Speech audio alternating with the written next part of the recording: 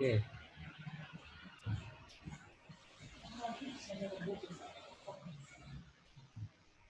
Kemarin saya diganti jadwalnya. Anak-anak, coba anak-anak lihat yang ada pada 3 nomor ini nih. 3 nomor.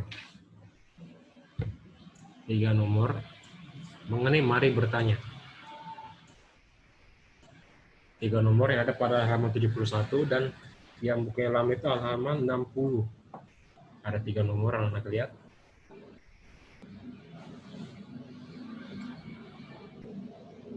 Oke, anak sekalian, sekarang kita akan saling belajar, saling diskusi, saya tanya jawab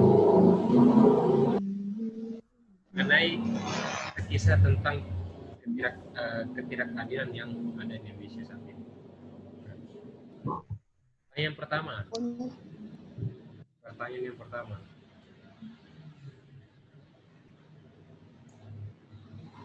pertama, mengapa banyak anak yang tidak bersekolah?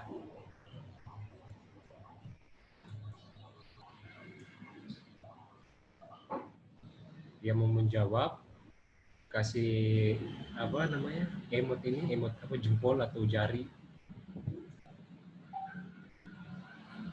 Terus anak-anak jawab. Oke, Pedrik. Mengapa banyak anak? Karena tidak cukup biaya.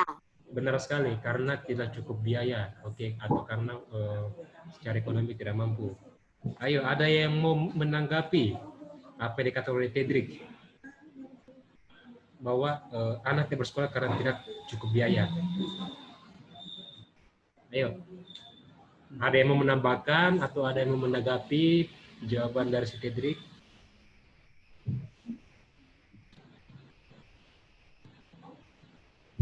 Kevin.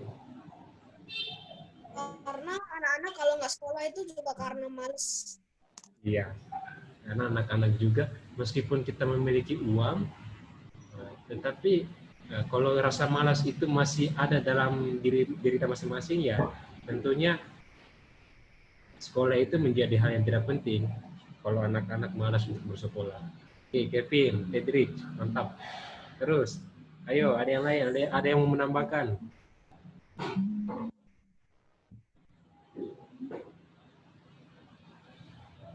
Mengapa banyak anak yang tidak bersekolah?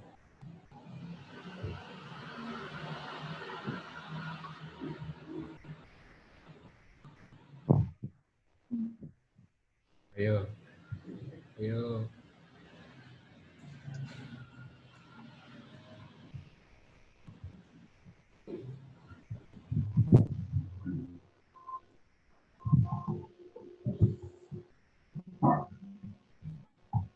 Samuel Abi. Oke. Kenapa Pedrik? Pedrik mau jawab lagi? Karena bolos, Pak. Ya, oke, bisa. Mengapa banyak kali dia bersekolah? Karena bolos. Oke. Bolos. Oke, Alfi. Karena tidak punya biaya, Pak. Betul, karena tidak mempunyai biaya. Oke, benar. Nah, jadi nomor 1 ini, mengapa banyak anak yang tidak bersekolah? Tentu kita ketahui bahwa di Indonesia ini ada kurang lebih 4,5 juta anak yang sampai saat ini, dan itu akan terus berkembang, apalagi kondisi seperti ini, ya sampai sekarang itu belum sekolah atau tidak menempuh pendidikan. Alasan sudah dikatakan anak bahwa ada yang terkendala dari segi ekonomi. Nah, itu menjadi hal yang utama atau permasalahan yang paling utama. Mengapa banyak anak-anak Indonesia itu yang tidak bersekolah? Karena alasannya itu adalah seperti itu. Nah, terus tindakan apa yang mesti kita lakukan kepada mereka? Atau jika kita menjadi seperti mereka, apa sih yang kita lakukan terhadap diri kita sendiri.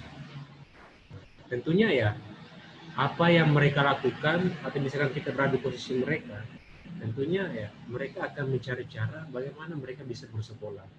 Nah, tadi sudah 4 gambar itu, salah satu yang nomor 1 itu, dan 3 gambar lain itu bisa mewakili bahwa tindakan-tindakan bagaimana mereka bisa melanjutkan atau mengharapkan bahwa nasib mereka itu akan jauh lebih baik dengan cara ya ada yang mengamen, ada yang bekerja sebagai tukang parkir segala macam. Nah, itu ya merupakan salah satu bagaimana mereka mempertahankan nilai perjuangan mereka sebagai manusia.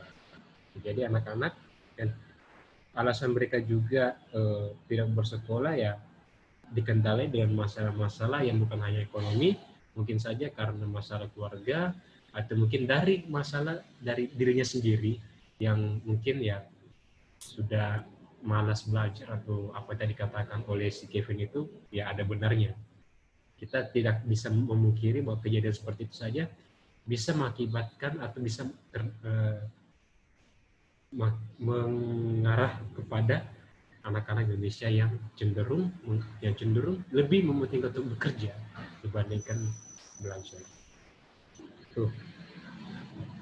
Kemudian nomor 2, tulislah orang-orang yang sering mengalami ketidakadilan. Nah, kalau yang tulis ini jangan. Jadi kita mengganti pertanyaan bahwa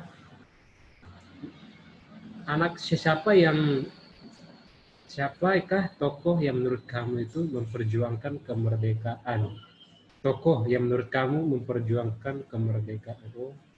Oke, siapakah tokoh yang menurut anak-anak sekalian ikut serta dalam memperjuangkan kemerdekaan Indonesia?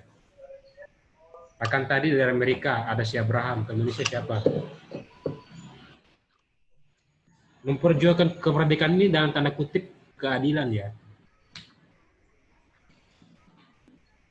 Oke, tokoh atau pahlawan nasional Indonesia yang anak-anak tahu. Hendri Pui, ayo, apa? Hendri Pui, silakan. Budi Utomo. Apa tuh Tom? Apa ya? Apa? Apa ya? Budi Utomo. Budi Utomo, oke, mantap. Jenny.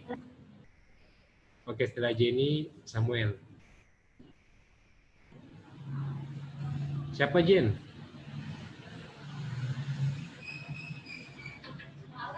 Suaranya nggak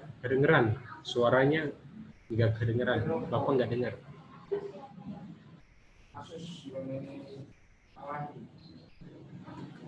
Oke, Samuel.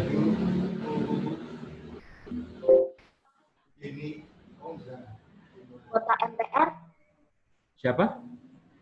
Kota MPR. Oke. Terus siapa lagi?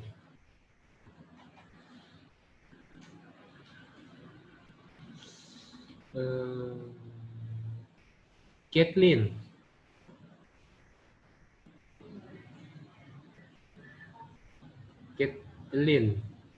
Namanya Kathleen Lelin. Si Kathleen. Ayo. Tokoh nasional di Indonesia yang menurut kamu itu, yang menurut kamu sendiri salah satu tokoh yang bisa memperjuangkan keadilan di Indonesia. Kathleen. Soekarno. Soekarno, benar banget. Iya, Soekarno,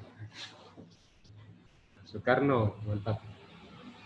Nah, jadi tokoh nasional yang ada di Indonesia ini tentunya memperjuangkan, masing-masing memiliki cara untuk memperjuangkan namanya keadilan dan juga kemerdekaan ya, melalui tokoh-tokoh yang anak-anak sudah ucapkan atau sudah katakan, dan juga masih banyak yang lain, tokoh-tokoh nasional yang memperjuangkan keadilan dan kemerdekaan di Indonesia. Nah, ini merupakan salah satu contoh bagaimana kita bisa mengambil sebuah nilai yang positif bahwa kita sebagai generasi muda juga tentunya melanjutkan perjuangan yang sudah dilakukan oleh para pahlawan nasional yang sudah tadi Anda katakan, dari Soekarno, dari Budi Utomo, terus dari Kapten Patimura, terus Jenderal Sudirman segala macam itu, dan tokoh-tokoh lainnya itu, ya anak-anak sebagai orang muda, sebagai generasi bangsa yang akan datang, tentunya harus memperjuangkan keadilan yang sudah diperjuangkan oleh pahlawan kita pada zaman dahulu dalam memperjuangkan keadilan dan kemerdekaan Indonesia. Jadi itu harus anak-anak ingat sebagai para penerus generasi bangsa. Kemudian kan tadi nomor 2 itu Bapak ganti ya nomor 2 ya dengan pertanyaan seperti ini. Nah, bagaimana tindakan anak-anak atau tindakan kalian untuk mengatasi ketidakadilan yang terjadi di Indonesia? Bagaimana kalian bisa mengatasi atau bagaimana cara kalian mengatasi ketidakadilan yang terjadi di Indonesia? Ayo, yang mau jawab.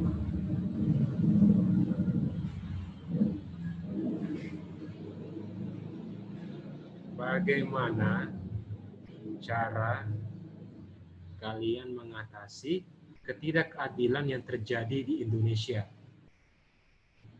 Artinya menurut pendapat kalian ya. Ayo. Siapa lagi?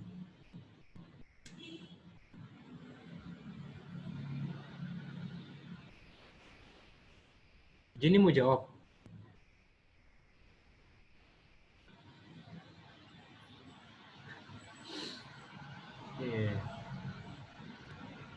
Siapa nih?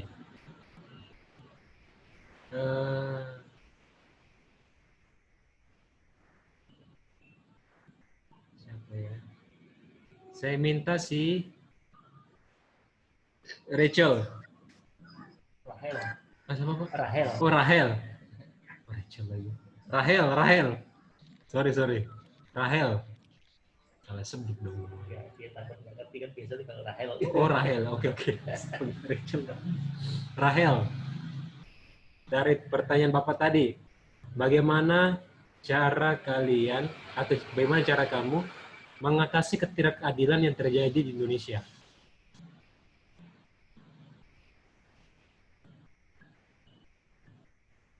Rahel, ayo. Jaga-jaga. Apa? Apa tadi, Rachel? Rachel lagi, Rahel. Menjaga-jaga. Berjaga-jaga dari apa? Menjaga-jaga dari ketidakadilan. Oke. Terima kasih, mantap. Oke. Siapa lagi? Ayo, berani dong.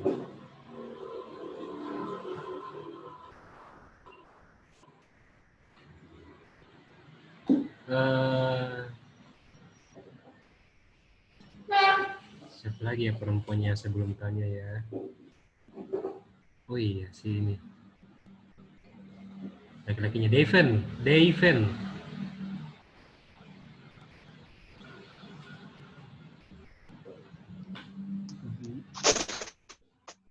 Ayo, apa Daven? Bagaimana Musyawarah, Pak. Bermusyawarah. Wah, mantap. Bermusyawarah. Mantap, terima kasih. Ayo, yang lain. Siapa lagi? Tadi cewek, cowok, cewek lagi. Siapa ya? Yohana tadi. Yohana duduk lagi. Oh deh, siapa? Si Yohana. Tetap Yohana sih. Yohana, bagaimana tindakan kamu untuk mengatasi ketidakadilan yang terjadi di Indonesia?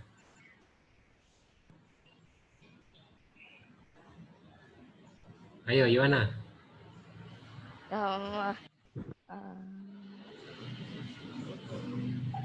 Ayo.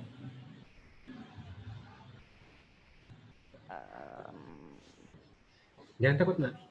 Jawab saja. Apapun itu jawabannya Bapak selalu katakan benar. Iya, tunggu.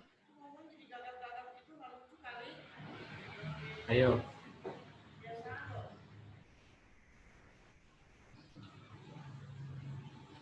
Ayo.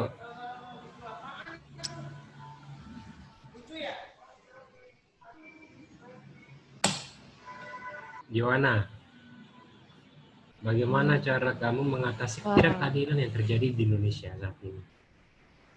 Bebas, apa yang kamu lakukan, apa yang kamu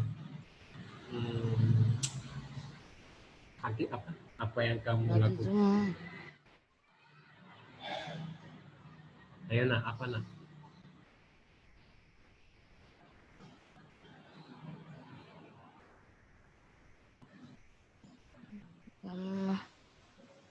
Ayo, jangan jawab aja.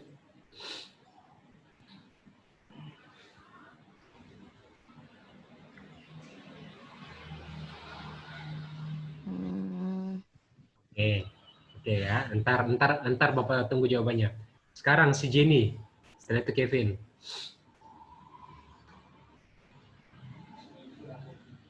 Apa Jen?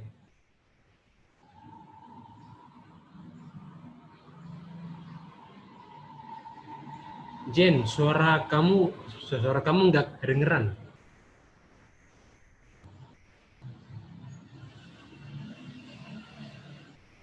Apakah iya, suara kamu nggak kedengeran Jen?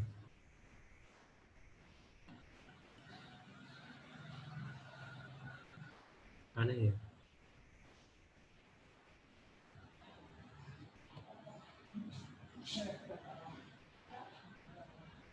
Oke, sambil tunggu si Jenny, kita pindah ke Kevin. Kevin, apa Kevin? Membantu teman yang kesusahan tanpa memandang dia miskin atau kaya, tanpa memandang suku agama. Ah, betul, itu kembali lagi tentang keanekaragaman, benar. Oke, mantap. Terima kasih Kevin. Jenny.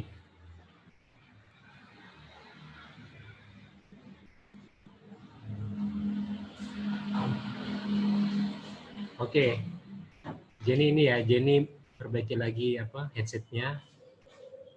Headsetnya nggak apa-apa. Oke, mau sekarang coba Victor. Ayo Victor. Sudah lama saya nggak dengar suara kamu, Victor. Bagaimana cara kamu mengatasi ketidakadilan yang terjadi di Indonesia? Victor. Bagaimana cara kamu mengatasi ketidakadilan yang terjadi di Indonesia?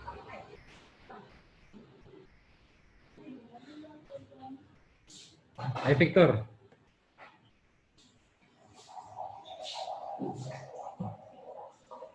Oke, Bapak tunggu jawabannya Victor. Hendri Pui. Apa?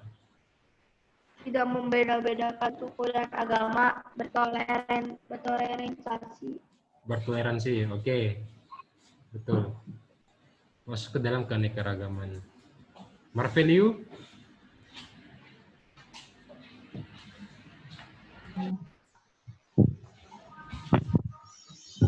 Saling menghargai, Pak. Yes, benar sekali. Saling menghargai. Benar, mantap. Benar banget. Saling menghargai, itu paling penting.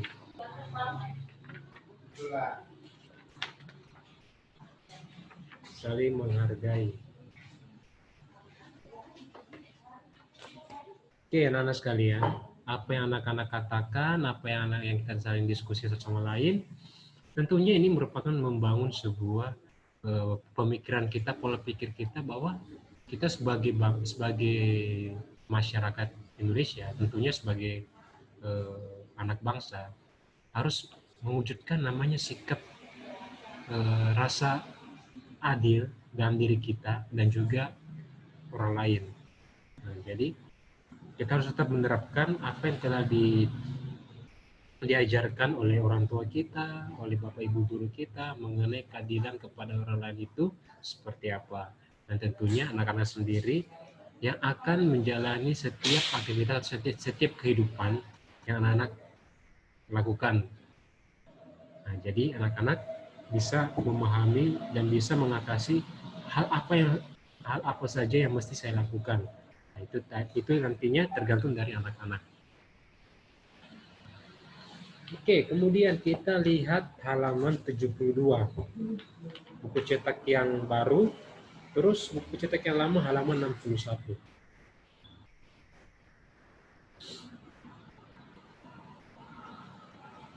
Halaman 72. Buku cetak yang baru dan halaman 61 buku cetak yang lama tentang Nabi Yesaya dan nyanyian kebun anggur sang kekasih.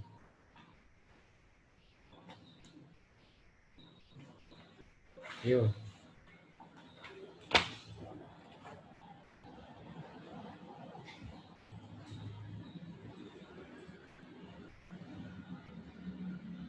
Sekarang anak-anak, saya minta satu orang untuk baca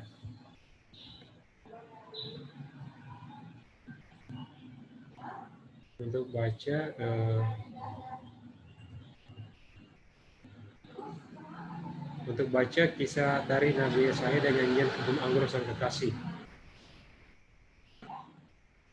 Saya minta satu orang untuk membaca. Saya minta si Samuel. Samuel, baca. Nabi Yesaya dan nyanyian kebun anggur sang kekasih. Nabi Yesaya dan nyanyian kebun anggur sang kekasih. Kira-kira 1 abad sesudah keadaan di Yerusalem dan negeri Israel tidak maju. Tetapi kemajuan itu tercapai karena penderitaan dan pengorbanan rakyat kecil. Mereka dipaksa bekerja keras sehingga mereka hampir tidak sempat mengurus kebunnya sendiri.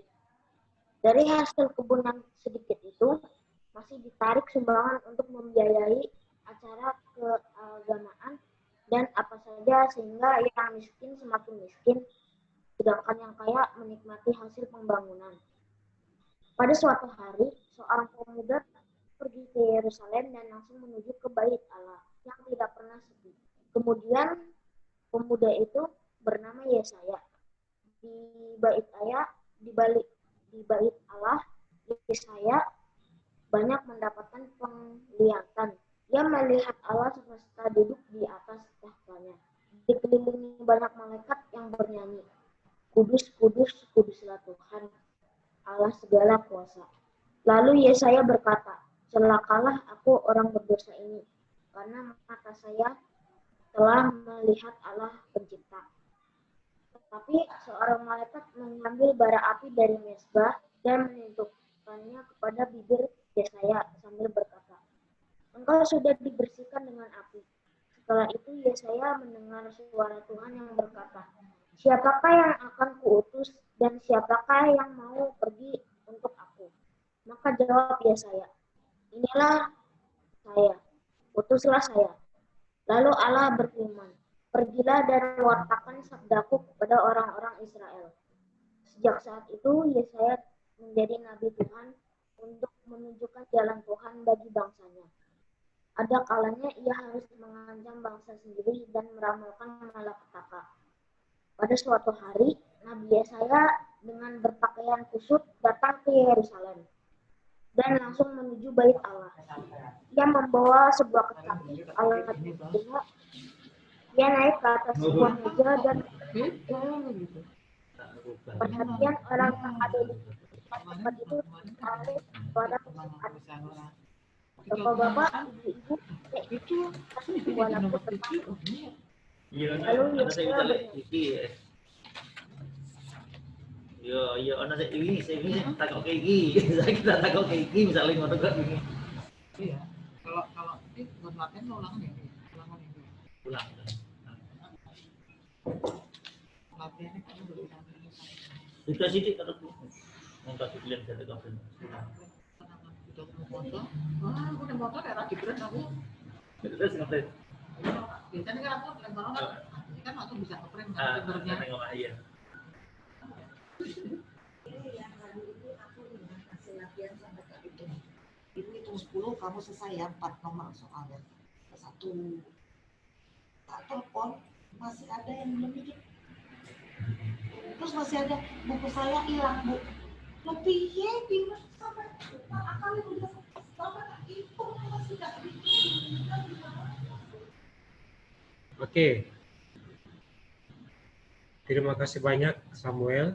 Sekarang anak coba lihat 5 pertanyaan yang ada pada halaman 73 dan buku cetakan lama itu yang ada pada halaman 62.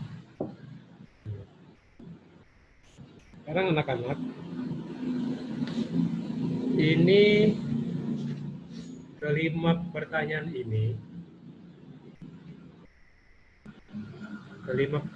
ini anak-anak kerjakan di rumah. Anak-anak kerjakan di rumah dari kelima pertanyaan ini mengenai kisah tentang Nabi Yesaya,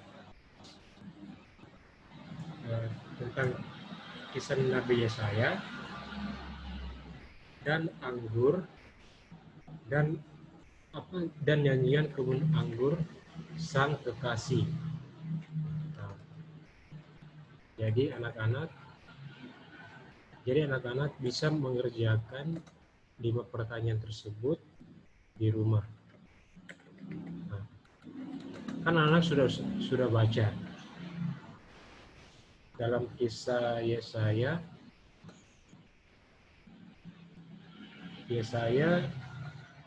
bab 5 ayat 1 sampai 7.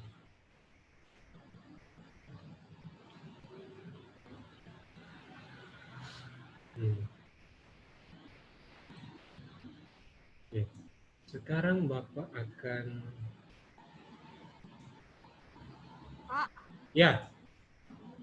itu kerjanya di PS kan, Pak? Ya, betul.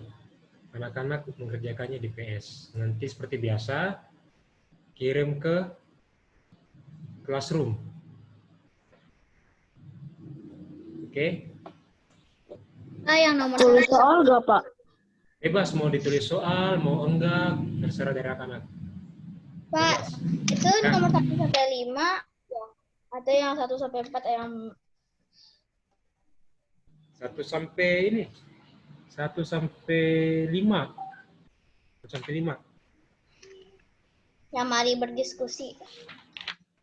Iya, betul ya, mari berdiskusi. Pak. Oke, anak-anak. Ini Bapak akan menjelaskan ya tentang kisah seorang Nabi Yesaya dan apa yang dari bacaan dari kitab Yesaya 5 ayat 1 sampai 7. Oke. Anak-anak tadi kan sudah membaca. Jadi dalam apa yang bisa kita ambil atau apa pesan moral yang bisa kita dapatkan dari kisah ini? Seseorang, yang dikatakan tadi, seseorang dapat menyebut memiliki kasih apabila orang itu mengenal dan bisa memahami apa yang dikasihinya. Nah, sekarang seorang kekasih, dalam tanda kutip kekasih itu adalah kekasih kepada Allah. Kekasih bukan hanya mengenal bagian luar, tetapi juga memahami isi hatinya yang paling dalam. Hati Yesaya tentunya telah menyatu dengan hati sang kekasihnya, yakni Allah. Di mana Allah itu memiliki sebuah nyanyian yang berjudul Kebun Anggur, yang tadi dibacakan oleh si Samuel. Dalam lagu mengenai kebun anggur itu, Yesaya menyebutkan bahwa kebun anggur itu ditanami tentunya dengan pokok anggur pilihan atau bibit pilihan, sehingga manusia bisa merawat dan menjaga kebun yang sudah ditanam oleh si Yesaya. Namun kebun yang sudah diberikan kepada manusia hanya menghasilkan buah anggur yang asam. Nah, yang asam itu seperti apa? Asam adalah tindakan dan perbuatan kita yang tidak baik terhadap orang lain. Nah, terus siapakah kekasih yang paling setia kepada Yesaya pada saat itu?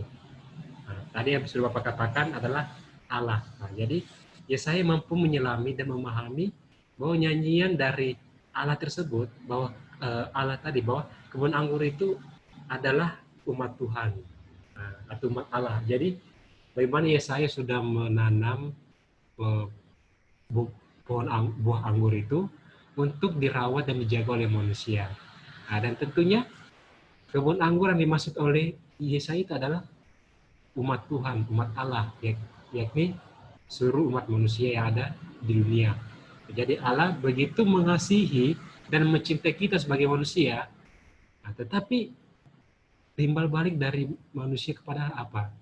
Nah, kita selalu hidup dengan berbagai macam kedengkian, berbagai macam ketidakadilan, berbagai macam perbuatan yang buruk dan tidak baik kepada orang lain. Nah, jadi setiap kali kita mendengar bahwa Allah itu membayangkan orang Israel pada saat itu yang bertobat dan kembali ke jalan Allah. Nah, jadi Allah mengharapkan kita sebagai manusia bahwa karena panggilan Allah sendiri, kita dihimpun dan dituntun untuk sama-sama ikut terlibat dalam tugas penggembalaan, tugas pelayanan kita sebagai manusia untuk bisa melayani satu dengan yang lain. Nah, itu merupakan satu tujuan Allah, dan juga Nabi Yesaya mengungkapkan bahwa hubungan Tuhan dengan manusia itu harus dilalui lewat keadilan terhadap sesama, dan juga perbuatan-perbuatan baik yang harus dilakukan oleh manusia kepada manusia yang lain. Dan kata lain, citra umat Allah selalu bersifat mendunia atau bersifat yang berlaku secara universal atau secara umum, bahwa manusia itu merupakan tubuh Kristus, sama seperti halnya gereja yang merupakan sebuah tubuh Kristus. Sehingga dalam Alkitab disebutkan bahwa yang sudah ditetapkan oleh Allah bahwa manusia merupakan bagian dari tubuh Kristus. Jadi gereja juga, dan jadi manusia juga masih harus terus mewujudkan dirinya sebagai tubuh Kristus, hingga nantinya mereka memiliki yang namanya kesempurnaan dalam mencapai suatu tindakan yang baik dan juga keadilan terhadap sesama. Meskipun itu agak sulit dalam situasi seperti ini, tetapi kita berusaha untuk menggapai yang namanya mewujudkan sisi kesempurnaan kita dan melakukan kehendak yang baik terhadap sesama dan juga kepada orang-orang yang ada di sekitar kita. Nah, itu anak-anak. Jadi kisah dan pesan dari Nabi Yesaya dan pembelajaran ini yang sudah Bapak katakan itu merupakan sebagian dari refleksi yang bisa kita ambil dan pesan moral yang bisa kita ambil dalam kehidupan kita masing-masing dan juga dalam kehidupan bersosialisasi kita dalam kehidupan kita tentunya. Oke, anak-anakku sekalian, apakah ada yang mau bertanya atau ada yang mau menanggapi mengenai pembelajaran kita pada hari ini?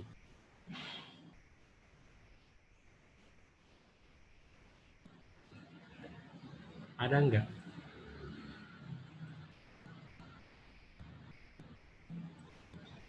Oke, yang mau bertanya atau menanggapi nanti silakan japri ke Bapak mengenai, atau yang mau bertanya mengenai pembelajaran kita secara keseluruhan pada hari ini.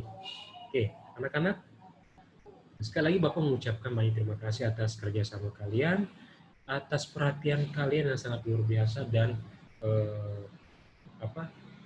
dan juga masukan kalian yang Bapak juga menemukan wawasan yang baru dari anak-anak mengenai tentang pembelajaran yang telah kita pelajari pada hari ini mengenai Nabi Yesaya, bahwa begitu banyak macam yang bisa, atau berbagai macam hal yang bisa kita pelajari dari Nabi Yesaya ini.